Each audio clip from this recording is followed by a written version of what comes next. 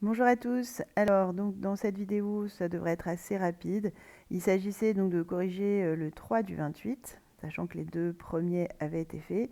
Donc, je rappelle l'objet de l'exercice, hein. On vous donnait 3 points, enfin, on vous donnait les coordonnées de 3 points, et on vous demandait de déterminer la nature du triangle, c'est-à-dire est-ce qu'il est isocèle, équilatéral éventuellement, et s'il n'est pas équilatéral, est-ce qu'il peut éventuellement être rectangle.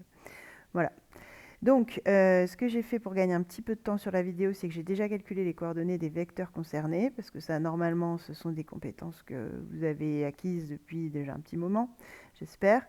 Bon, je redirai rapidement comment j'ai fait, mais j'ai fait ça. Et donc après, j'aurais plus qu'à calculer les distances, donc les longueurs concernées. Et enfin, à conclure donc sur la nature du triangle. Il y avait aussi le 29 qui est exactement la même chose. La seule difficulté étant qu'on vous a mis une racine carrée dans les calculs. Mais bon, justement, on commence à en introduire pour que vous n'ayez pas peur de ça, parce que vous êtes censé justement commencer à apprivoiser ce genre de notation et ce genre de calcul. Voilà, donc c'est un début. Alors, donc dans le 28, donc justement, vous aviez vos points ABC, je ne les ai pas réécrits, hein, mais on les a dans l'énoncé. J'ai calculé AB, alors je rappelle la formule que j'ai utilisée, donc XB moins XA, YB moins YA, toujours la deuxième lettre moins la première, et donc ça me donne ces vecteurs-là. Pareil pour AC, pareil pour BC, bien sûr. Donc ensuite, si je veux calculer les distances, on avait dit, on fait racine de x au carré plus y au carré, sachant que le x et le y sont les coordonnées du vecteur. Donc ici, ce sera donc 1 au carré plus moins 12 au carré. Autrement dit, racine de 145. Bon, je vais détailler, mais c'est 1 plus 144. Donc racine de 145. Il faudra aussi qu'on commence à voir comment on réduit des racines. Bon, c'est pas l'objet dans cette vidéo, mais voilà, il faudra quand même en parler parce qu'il y a des racines qui peuvent s'écrire un petit peu plus simplement. Bon, c'est pas le cas de celle-là, on expliquera pourquoi un petit peu plus tard. Donc je vais laisser racine de 145, mais il est possible que sur certaines racines, votre calculatrice vous donne une autre écriture. Et donc justement, c'est ça qu'il va falloir qu'on travaille. Ça devrait faire l'objet d'un chapitre à venir, donc là je ne vais pas tellement insister dans ce chapitre-là, mais voilà, commencer à peut-être à vous sensibiliser à ça, à cette notion. Donc pour AC, même principe, donc racine de moins 4 au carré plus moins 2 au carré, ce qui nous fait donc racine de 16 plus 4, donc racine de 20. Voilà, alors je vais faire un petit exemple justement de réduction de racines. Par exemple, 20. 20, c'est 4 fois 5. Alors pourquoi c'est intéressant 4 fois 5? Parce que en racine de 5, bon, on ne sait pas quoi en faire. En revanche, racine de 4, c'est la racine d'un carré parfait, puisque 4, c'est 2 au carré. Donc, ça va faire exactement 2.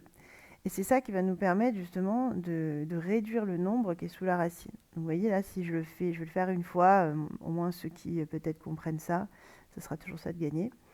Donc à la place de 20, j'ai écrit racine de 4 fois 5, et il s'avère que la racine supporte très bien la multiplication, c'est-à-dire que on peut casser la racine en deux du moment où c'est une multiplication. Si c'est une addition, si j'avais 4 plus 5, je ne peux pas le faire, j'ai pas le droit, ou même une soustraction. Mais une multiplication ou une division, d'ailleurs, ça fonctionne aussi, permet de, entre guillemets, casser la racine en deux racines. Ce qui va permettre donc d'avoir ici racine de 5 qui est quand même plus petit que racine de 20. Et en même temps, racine de 4, lui, comme ça fait 2, c'est plus une racine. Et donc, on va écrire ça plutôt 2 racines de 5. Donc, soyez pas surpris si votre calculatrice, elle vous renvoie justement 2 racines de 5 au lieu de racine de 20. Parce que justement, normalement, c'est la notation attendue, enfin l'écriture attendue. C'est-à-dire qu'on essaie, dans la mesure du possible, quand on en est capable, et vous allez l'être petit à petit, de simplifier, enfin de réduire au maximum les racines. Voilà. Alors si je continue donc avec BC, racine de moins 5 au carré plus 10 au carré, donc racine de 25 plus 100, ce qui nous fait racine de, racine de 125. 125. Et là, pareil, si vraiment je veux l'écriture la plus attendue, disons, je vais remarquer que c'est racine de 25 fois 5. 125, c'est 25 fois 5. Et 25, justement, c'est intéressant parce que c'est un carré. Donc même phénomène, si je casse ma racine en deux, ce qui est intéressant, c'est que le racine de 5, je ne pourrais rien en faire, mais il est quand même plus petit que 125, que racine de 125. Alors que racine de 25, je peux dire que ça fait 5. Et après, la racine de 5, je la réécris, j'ai rien fait de spécial. Voilà, j'ai juste calculé là et là aussi.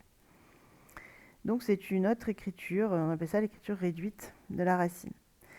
Alors, cependant, je vous raconte ça, mais vous verrez que je vais avoir tendance à plutôt récupérer les écritures qui ne sont pas réduites, justement, parce qu'après, pour calculer les carrés dans Pythagore, c'est plus facile. Voilà. Mais il faudra quand même savoir les réduire, c'est pour ça que je commence à en parler. Donc, alors justement, est-ce qu'il est isocèle? Non. J'ai aucun côté égaux entre eux. Donc, s'il n'est pas isocèle, il risque pas d'être équilatéral, que ce soit bien clair. Donc, puisque équilatéral, je rappelle, ce sont les trois côtés de même longueur. Donc, il me reste à vérifier s'il est rectangle ou non. Donc, ABC, rectangle, point d'interrogation. Je vous rappelle la rédaction, hein, je calcule les carrés. Ce n'est pas compliqué puisque j'ai en général des racines carrées. Donc, la racine et le carré s'éliminent. Ce sont deux fonctions, parce qu'on verra que ce sont des fonctions en fait, hein, ce truc-là, de transformation en tout cas, qui font justement des transformations inverses l'une de l'autre. Donc forcément, si j'applique les deux d'affilée, c'est comme si j'avais rien fait. Donc AB au carré, ok. AC au carré, ça fait donc racine de 20 au carré. Donc vous voyez pourquoi je récupère la forme qui n'est pas réduite, parce que du coup c'est facile, ça fait 20. BC carré, ça fait racine de 125 au carré, autrement dit 125. Et je me rends compte que AC au carré plus BC au carré, ça fait AB au carré. Donc, il est bien rectangle d'après la réciproque du théorème de Pythagore.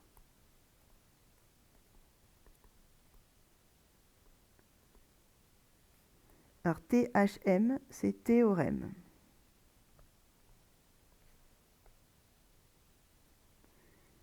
ABC, donc rectangle en C, puisque je rappelle que vous le voyez facilement, ça, il suffit de regarder la lettre qui se répète dans votre relation de Pythagore. Là. Donc ABC, rectangle en C.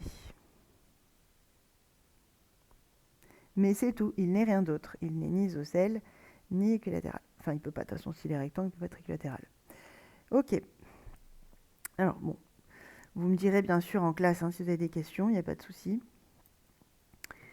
Là, pour l'instant, donc ça c'est bon. Je passe au 29. Donc 29, exactement la même chose. Donc je vais peut-être aller un petit peu plus vite. Hein. Je calcule DE, donc racine de 6 au carré plus 0 au carré. Ça fait racine de 6 au carré, donc ça fait 6. Ça fait racine de 36. Ensuite, DF. Donc racine de 3 au carré plus 3 racine de 3 au carré. Alors je vais détailler un petit peu le calcul là pour le coup. Alors, je vais prendre de la couleur. Donc lui, il donne 9. Et l'autre, on fait attention, c'est une multiplication. Le carré va se distribuer. Ça aussi, on va le revoir, on va le retravailler. Chacun va récupérer son carré parce que c'est une multiplication. En fait, c'est comme les racines carrées. Hein.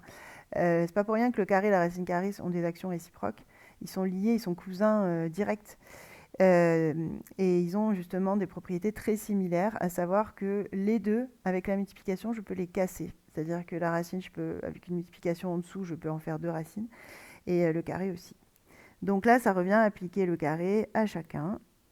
Donc ça nous fait racine de 9, plus le 3 au carré, ça fait 9. Le racine de 3 au carré, il fait 3.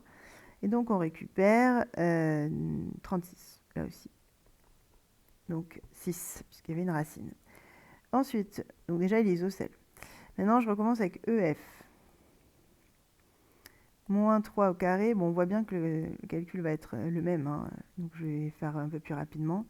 Donc moins 3 au carré ça fait 9 aussi, je rappelle que le moins est dans le carré, donc on a bien quelque chose de positif, puisque c'est moins 3 fois moins 3, moins fois moins. Pardon. Ensuite, donc le 3 racine de 3, le tout au carré, on l'a déjà fait tout à l'heure, ça fait 9 fois 3, donc on retombe encore sur 36, c'est-à-dire 6. Conclusion, malgré les racines, on s'en est très bien sorti. On peut conclure que DEF est équilatéral. Voilà.